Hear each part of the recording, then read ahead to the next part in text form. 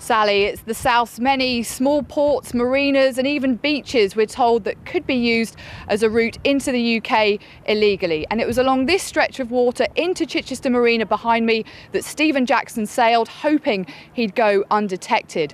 But he'd been spotted off the coast of the Isle of Wight and a police helicopter had tracked him the rest of the way.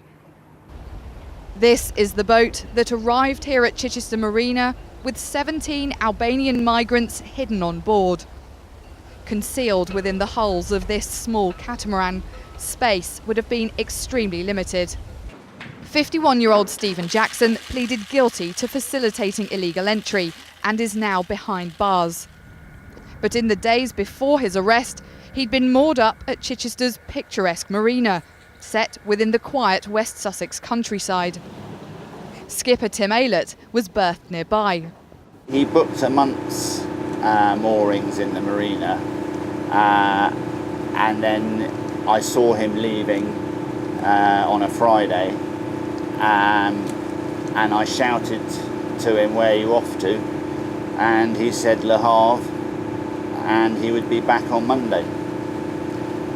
Of course, he was going over to get them at that point. A few days later, Stephen Jackson returned, bringing the group of Albanian migrants on board. The court heard he travelled back via Cherbourg. He made the crossing with 18 in total on a boat that would normally be suitable for just 8 passengers. On a boat that size, what would that crossing from France have been like? It had to be very low in the water. It was definitely very overloaded, and I'm sure it was dangerous to have that many people on board to make a channel crossing. Stephen Jackson was already known to authorities, but for another reason. He was wanted in connection with a murder investigation in Spain, and a European arrest warrant had been issued. Spanish police wanted to question him about the disappearance of expat Lisa Brown, who was reported missing from her Spanish home 8 months ago. The only way back into Chichester Marina is through this lock.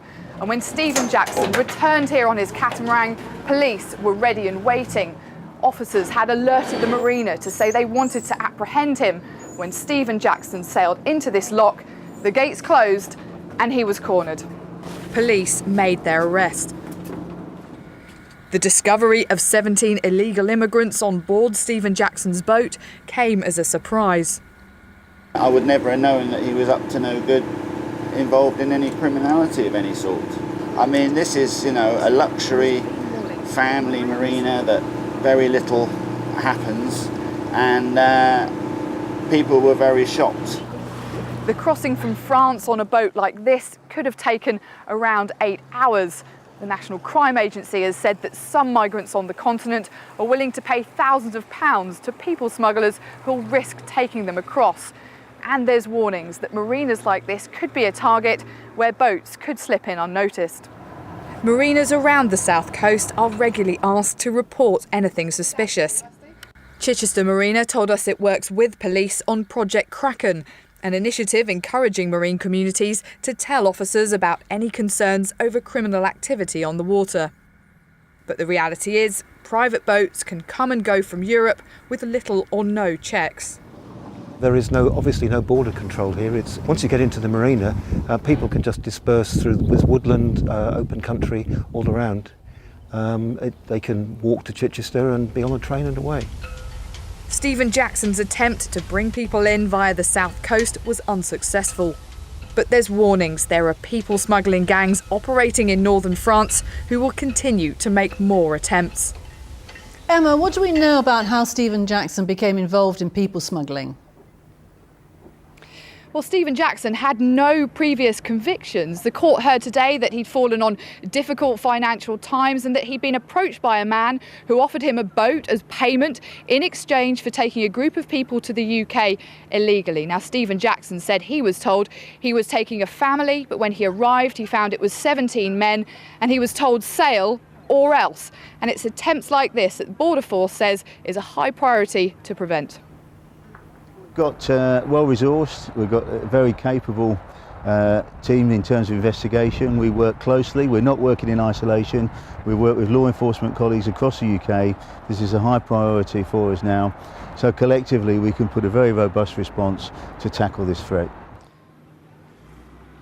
Well, the judge said today these were economic migrants hoping to work on the black market. We heard that of the 17, only one had applied for asylum. The others have now been removed from the UK. We also heard today that 9 of them had a history of trying to enter the UK previously.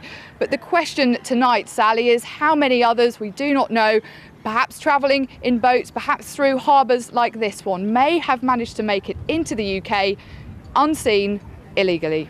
Emma, thanks very much.